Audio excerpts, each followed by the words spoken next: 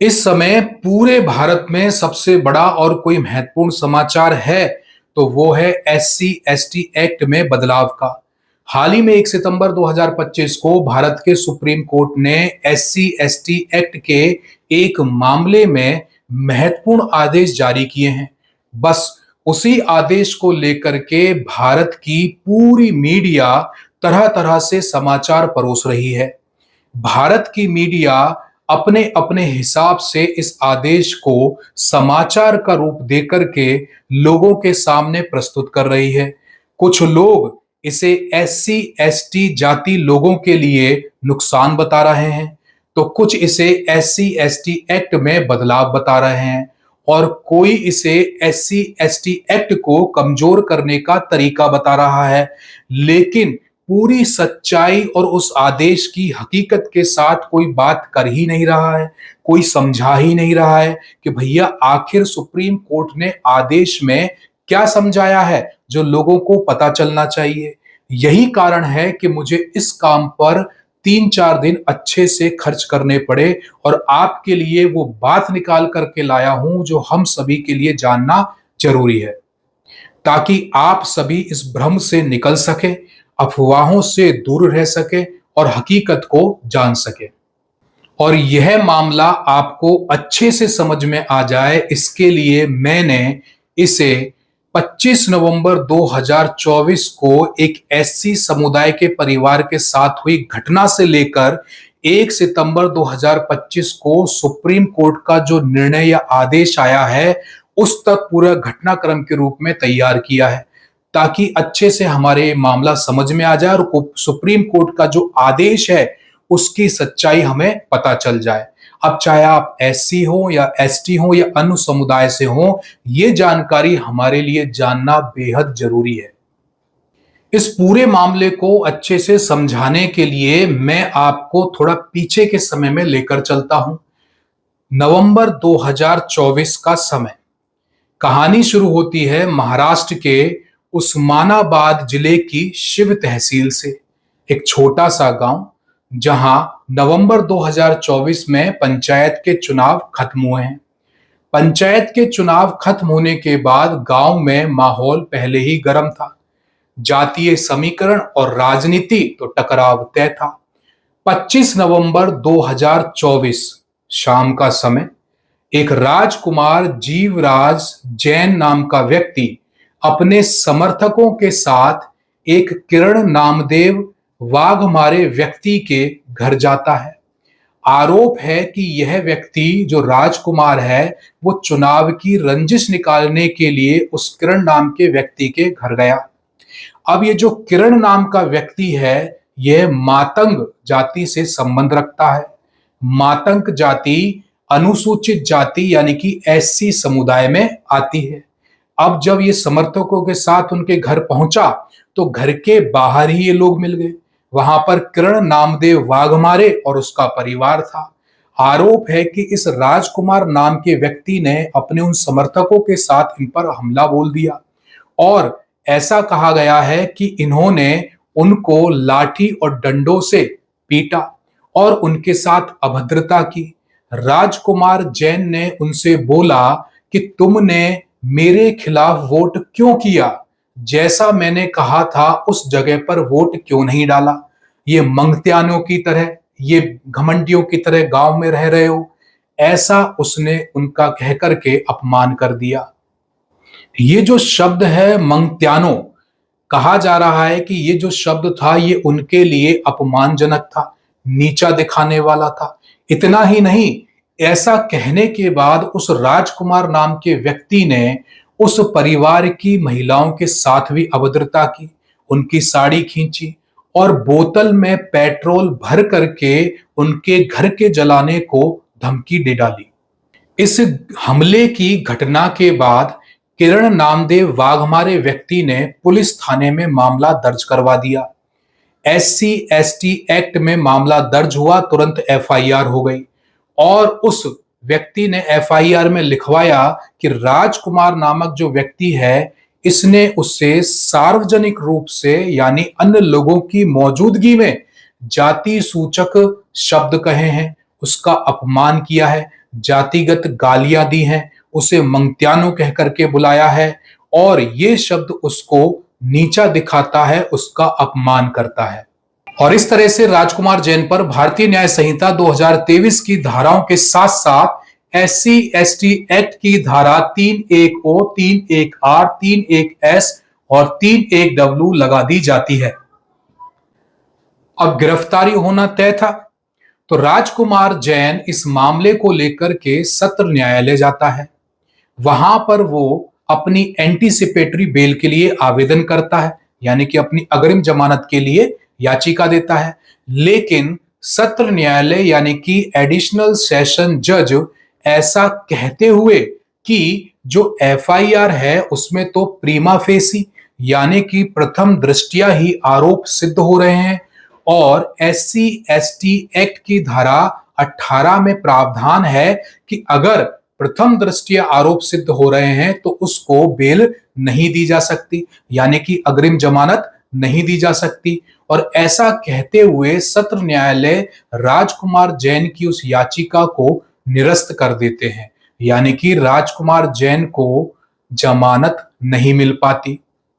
सत्र न्यायालय के आदेश से नाखुश होकर के राजकुमार जैन नाम का व्यक्ति बॉम्बे हाई कोर्ट में इस मामले को ले जाता है। अब ये राजकुमार दिसंबर 2024 में बॉम्बे हाई कोर्ट की औरंगाबाद बेंच में इस मामले को लेकर के जाता है। अब उस हाई कोर्ट की बेंच यह आदेश देती है कि FIR में जो बातें लिखी हैं वो राजनीतिक रंजिश से लिखी गई हैं। ये FIR में जो मामला है वो एक झूठी शिकायत हो सकती है या ये बातें असंगत हैं। ऐसा कहते हुए हाई कोर्ट राजकुमार जैन को फरवरी 2025 में जमानत दे देता है और इस तरह से राजकुमार खुश हो जाता है। तो पहले तो ये मामला पुलिस थाने में था, फिर उसके बाद ये सत्र न्यायालय में गया तो वहां पर तो जमानत नहीं मिली। फिर मामला कहां आ गया? बॉम्बे हाई कोर्ट की औरंगाबाद बेंच में आ गया, जहां पर उसे जमानत मिल जाती है। अब राजकुमार तो खुश था, लेकिन जो किरण वाघमारे था वो इस आदेश से दुखी था। तो वो फिर इस मामले को सुप्रीम कोर्ट में लेकर के जाता है और यहीं से शुरू होता है हाई वोल्टेज ड्रामा। तो ऐसे करके ये मामला मार्च 2025 में अपील दायर करके सुप्रीम कोर्ट में जाता है। हाई कोर्ट के आदेश को चुनौती दी जाती है और ये मामला फिर 3 न्यायाधीशों की पीठ के सामने सुनवाई में जाता है।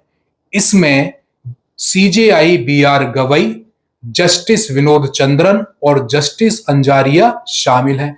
ये तीनों के तीनों न्यायाधीश इस मामले की सुनवाई करते हैं। अब एक एक शब्द को ध्यान से समझना है कि सुप्रीम कोर्ट क्या कह रहा है। सुप्रीम कोर्ट के जस्टिस मामले को देखते ही सख्त लहजे में कहते हैं, अगर FIR में साफ लिखा है कि जातिगत गालियां सार्वजनिक जगह पर दी गई हैं, तो हाई कोर्ट को बेल यानी जमानत देने का अधिकार किस आधार पर मिला?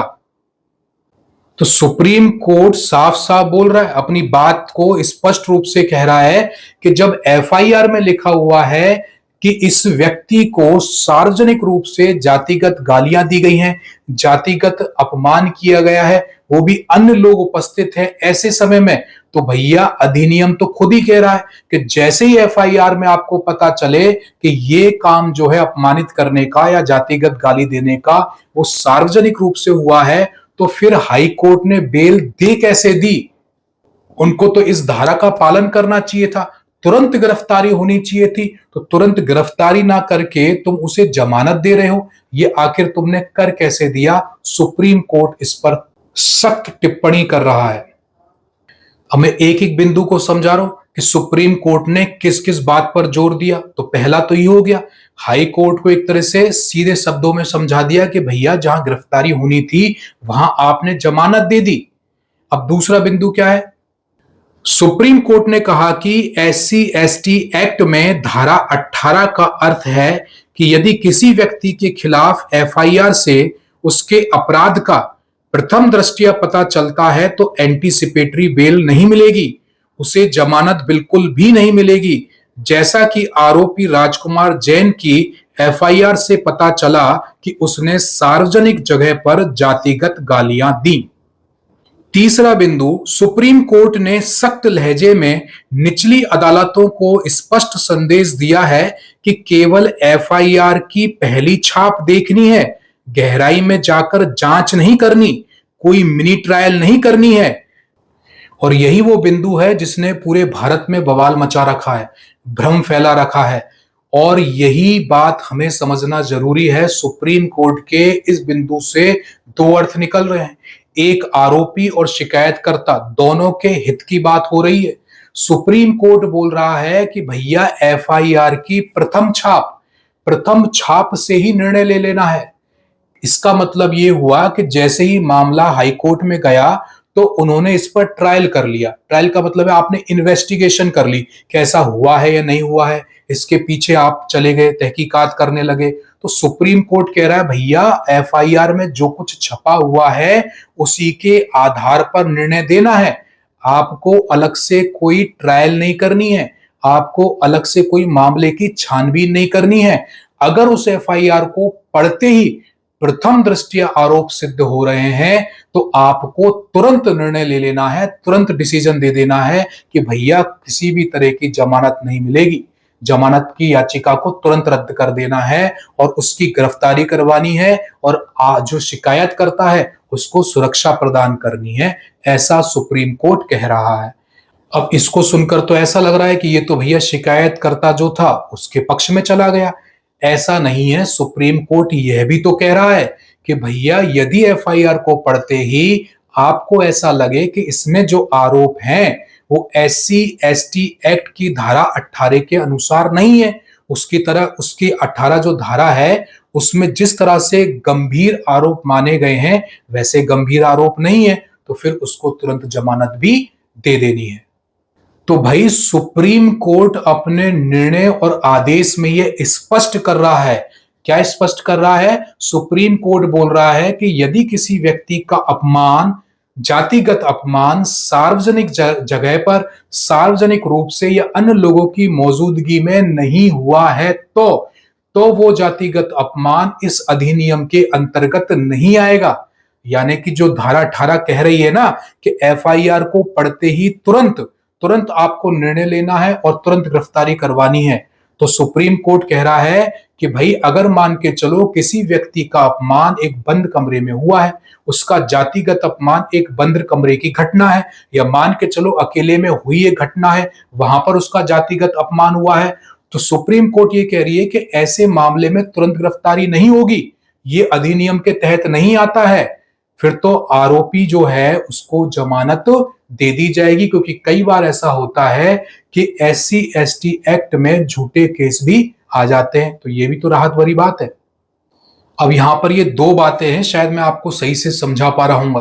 एक बात तो ये है जिस पर जोर दे रही है सुप्रीम कोर्ट कि मान के चलिए ये किरण नामदेव है, इसी को अपन उदाहरण बना लेते हैं कि किरण नामदेव जो व्यक्ति है, अगर इसके साथ एफआईआर में ऐसा लिखा होता कि अकेले में इसका जातिगत अपमान हुआ है, या फिर मान के चलिए किसी बंद कमरे में ऐसी जगह पर जहां पर अन्य लोग मौजूद नहीं थे, ऐसी स्थिति में इसका जातिगत अपमान हुआ है, तो सुप्रीम कोर्ट कह रहा है तो फिर तो धारा 18 देखने की जरूरत ही नहीं है, क्योंकि एफआईआर से तुरंत पता चल गया कि भैया इसका जातिगत अपमान सार्वजनिक रूप से नहीं हुआ है, अन्य लोगों की मौजूदगी में नहीं हुआ है, तो तुरंत जमानत दे देनी थी इसको। लेकिन एफआईआर से तो ये पता चल गया, जो दूसरा बिंदु है हमारा, कि इस व्यक्ति का अपमान सार्वजनिक रूप से हुआ है, अन्य लोगों की मौजूदगी में हुआ है, और ऐसे में जो अधिनियम जो है एससी एसटी एक्ट, उसकी धारा 18 जो है वो लागू हो जाती है, जिसमें इसको गंभीर आरोप माना जाता है, तुरंत गिरफ्तारी होती है और जमानत को खारिज कर दिया जाता है। तो ऐसे करके सुप्रीम कोर्ट ने दोनों बिंदुओं को स्पष्ट किया है कि कहां जमानत तुरंत देनी है और कहां जमानत तुरंत नहीं देनी है, कब इसको जातिगत अपमान अधिनियम के अंतर्गत मान लेंगे और कब इसे अधिनियम के अंतर्गत नहीं गिना जाएगा। ऐसे करके दो बातें चल रही है सुप्रीम कोर्ट पर, जिसको मीडिया के लोगों ने तरह तरह से प्रस्तुत करके तोड़ मरोड़ दिया है। इतना ही नहीं बल्कि सुप्रीम कोर्ट ने बॉम्बे हाई कोर्ट की औरंगाबाद बेंच के निर्णय को गलत भी बताया। सुप्रीम कोर्ट कह रहा है कि हाई कोर्ट से निर्णय में गलती हुई है, हाई कोर्ट ने एफआईआर में दर्ज गंभीर आरोपों को मात्र राजनीतिक दुश्मनी मान लिया और आरोपी को जमानत दे दी, जबकि ऐसा ट्रायल नहीं किया जा सकता। यह ट्रायल ट्रायल कोर्ट का विषय है, ना कि बेल कोर्ट का। यानी कि सुप्रीम कोर्ट कह रहा है ट्रायल करना ट्रायल कोर्ट का है विषय, ना कि बेल कोर्ट का। बेल कोर्ट को तो केवल बेल के बारे में ही बात करनी है, जमानत के बारे में ही बात करनी है, उसको कोई ट्रायल नहीं करनी है। कुल मिलाकर मतलब यह हुआ कि राजनीतिक द्वेष या बदले वाला तर्क अब काम नहीं आएगा। ये सभी बिंदु स्पष्ट करते हुए सुप्रीम कोर्ट ने आरोपी राजकुमार जीवराव जैन की जमानत का आदेश जो बॉम्बे हाई कोर्ट की औरंगाबाद बेंच ने दिया था उसे रद्द कर दिया, निरस्त कर दिया। और इस तरह से सुप्रीम कोर्ट ने 1 सितंबर 2025 को अपना सख्त फैसला सुनाया, जो कि एससी एसटी एक्ट के लिए मिसाल बन गया है। यह निर्णय एससी एसटी एक्ट में जो भ्रांतियां हैं उनको दूर करने के लिए उपयोगी सिद्ध होने वाला है। इस निर्णय से यह स्पष्ट है कि सुप्रीम कोर्ट जातिगत अत्याचारों के मामले में जीरो टॉलरेंस पर है। अब जमानत उन्हें ही मिलेगी जिनकी एफआईआर कमजोर होगी। गांव के स्तर पर यह निर्णय सीधा असर डालेगा। पंचायत चुनावों में जो जातिगत बयानबाजी और धमकियों का खेल है वो कम से कम कानूनी रूप से तो महंगा सिद्ध होने वाला है। इतना ही नहीं, सुप्रीम कोर्ट ने राजनीतिक दलों को भी अपने इस आदेश से साफ साफ संदेश दे दिया है। तो मैंने इस पूरे वीडियो में आपको बहुत अच्छे से समझाने की कोशिश की है कि ये जो महत्वपूर्ण फैसला है सुप्रीम कोर्ट का एससी एसटी एक्ट के लिए, ये सभी के लिए जानना जरूरी था। आशा करता हूं कि आपको अच्छे से समझ में आया होगा।